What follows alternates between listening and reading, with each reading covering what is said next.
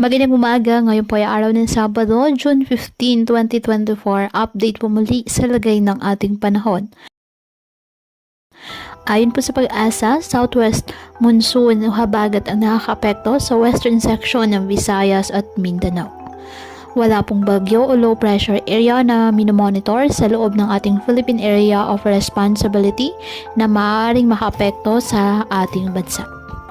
Ngayong araw, ang Occidental Mindoro, Palawan, Western Visayas, Zamboanga Peninsula, Basilan, Sulu at Tawi-Tawi asahan na maulap na kalangitan na may kalat-kalat na pag-ulan at thunderstorms dahil po sa habagat o southwest monsoon.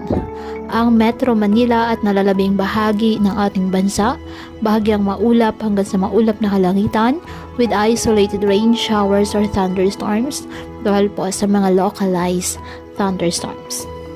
Kaya patuloy pa rin po natin na pinag-iingat ang ating mga kababayan sa banta po ng mga posibilidad ng pagbaha at pagguho ng lupa lalo na kapag may malalakas na ulan at ugaliin po na magdala palagi ng payong o hatan mo panangga sa ulan sa tuwing lalabas po ng ating mga tahanan. At yan po muna ang update sa lagay ng panahon ngayong araw.